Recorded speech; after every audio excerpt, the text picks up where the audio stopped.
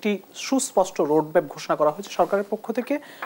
আবার কেউ বলছে যে জুলাই সনদ বাস্তবায়ন ছাড়া নির্বাচন বা কাউকে ক্ষমতা আসতে দেওয়া হবে না এবং ফেব্রুয়ারিতে নির্বাচন হবে না, এই ধরনের কথা আমরা শুনছি।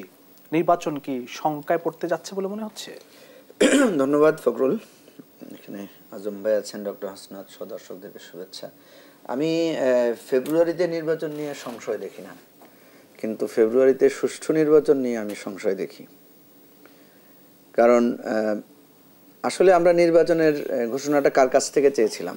আমরা তো এতদিন পর্যন্ত চেয়েছিলাম, বা বিএনপি যেটা চেয়েছিল বা অন্যরা যেটা চেয়েছিল, সেটা হচ্ছে একটা সুস্পষ্ট রোডম্যাপ। তো ডক্টর ইউনূস একটা রোডম্যাপ দিয়ে দিয়েছেন এবং অ্যাকর্ডিংলি আমরা দেখলাম যে ইলেকশন কমিশনও কিন্তু সেইভাবেই তাদের প্রস্তুতি তারা এগিয়ে নিচ্ছেন। এখন যারা নির্বাচনের ব্যাপারে বলছেন তারা আসলে কি বলছেন? তারা বলছেন জুলাই সনদের বাস্তবায়ন লাগবে, সংস্কার করতে হবে। জুলাই সনদের জায়গাটা তো আমরা একটা কনসেন্ট্রেটেড জায়গায় চলে আসছি। 20টার মধ্যে আমরা প্রায় আপনার 11টার ক্ষেত্রে বা 12টার ক্ষেত্রে আমরা একমত হয়েছি, 8টার জায়গায় একটা নোট অফ ডিসেন্ট আছে। এখন ধরেন আমি যদি মনে করি যে BNP seriously concern about the election, কারণ আমরা বিএনপিকেই বলতে দেখি যে নির্বাচন বাধাগ্রস্ত করার ষড়যন্ত্র হচ্ছে বা নির্বাচন আটকে যাওয়ার সম্ভাবনা আছে, সেই আশঙ্কাটা কি? সেই আশঙ্কাটা তো হচ্ছে মানে এই 12টা বা 20টা পয়েন্ট নিয়েই তো না। এই যে যখন বলা হয় যে ফেব্রুয়ারিতে নির্বাচন হবে না, তখন কি আশঙ্কা থাকে কি? না, ফেব্রুয়ারিতে নির্বাচন হবে না, ফেব্রুয়ারিতে নির্বাচনের আমরা বাধাগ্রস্ত করব বা আমরা হতে দিব না, এই ধরনের যত ধরনের আলাপ আছে সবগুলোর ভিত্তি কি? ভিত্তি তো একটাই, যে সংস্কার এবং সনদ।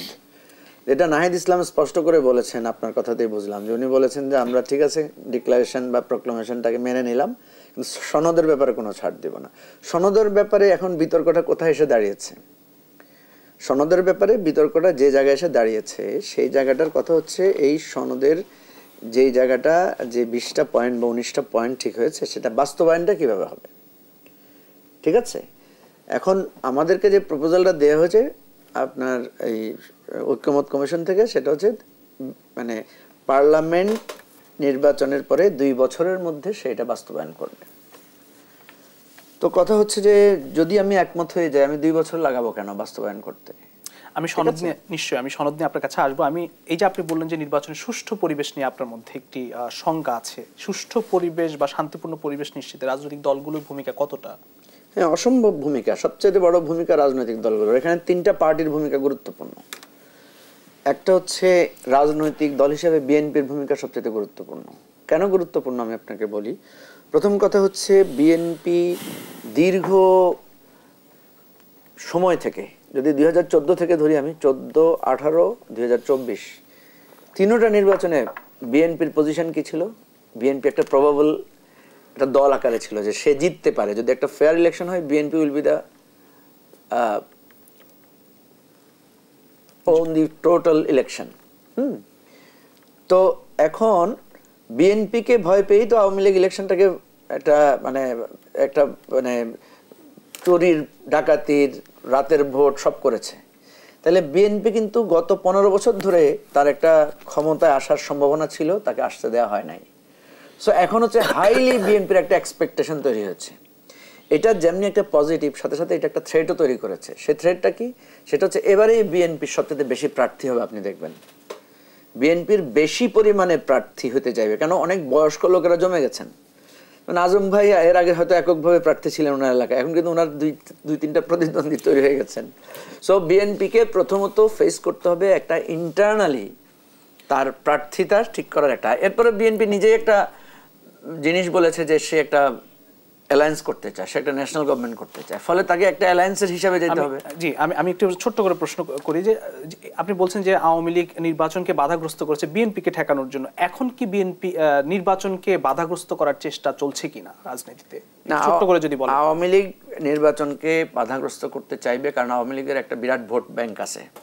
আমরা এর পর্যন্ত যত জরিপে দেখেছি আওয়ামী লীগকে কেউ 2nd বা 3rd পজিশন দেখিয়েছে। এখন কি চাচ্ছে কিনা নির্বাচনকে বাধাগ্রস্ত করতে? হ্যাঁ, অবশ্যই চাইবে। আওয়ামী লীগ চাইবে না কেন? আওয়ামী লীগ না চাওয়াটাই তো অস্বাভাবিক। আওয়ামী লীগ কোন ফর্মে ইলেকশনটাকে বাধাগ্রস্ত করবে সেটা হচ্ছে আমাদের দেখার বিষয়। আমি আপনাকে শর্ট ভার্সনে বলি, আপনি সময় বেশি দিতে চাচ্ছেন না আমাকে, বুঝতে পারছি আমি। প্রথম হলো যে এই ইলেকশন কেন আমি বললাম যে এটা একটা ফেয়ার ইলেকশন হওয়ার ক্ষেত্রে সংশয়, সেটা হচ্ছে বিএনপির মধ্যে একটা গন্ডগোল তৈরি হতে পারে ইলেকশনকে নিয়ে, এবং সেই গন্ডগোলটা আমাদের আইন শৃঙ্খলা পরিস্থিতি কিভাবে ফেস করবে সেটা একটা প্রশ্ন দাঁড়াবে। নাম্বার 2 হচ্ছে বিভিন্ন জায়গায় প্রতিদ্বন্দ্বীদের মধ্যে যে টেন্সটা আমরা এখন থেকে দেখতে পাচ্ছি, উত্তেজনাটা দেখতে পাচ্ছি, সেই উত্তেজনাটা প্রশাসন কিভাবে ট্যাকেল করবে, বা বিএনপি নিজে থেকে এটাকে থামাতে পারবে কিনা। ধরেন বিএনপির প্রতিদ্বন্দ্বী কোথাও দেখা গেলো জামাত, কোথাও দেখা গেলো একটা অ্যালায়েন্স, কোথাও দেখা গেলো এনসিপি অ্যালায়েন্স, যেটা আমরা শুনতে পাচ্ছি যে বিএনপির বিরুদ্ধে একটা অ্যালায়েন্স হতে পারে। আবার এই সমস্ত অ্যালায়েন্স দেখা যাবে যে বিএনপির যারা নমিনেশন থেকে বাদ পড়বে তারাও গিয়ে ওই অ্যালায়েন্সে জয়েন করতে পারে। ফলে এই ধরনের কিছু মানে প্র্যাকটিক্যাল থ্রেট ইলেকশনে দাঁড়াবে। সেই থ্রেট হতেই পারে, সেটা সমস্যা না, কিন্তু আমার আশঙ্কা হচ্ছে আইন শৃঙ্খলা বাহিনী যারা এখন দায়িত্ব পালন করছেন তারা এখানে প্রপারলি হ্যান্ডেল করতে পারবেন কিনা, বা ইলেকশন কমিশনকে আমার ওই পরিমাণ দক্ষ, স্মার্ট অ্যান্ড এনার্জেটিক মনে হচ্ছে না।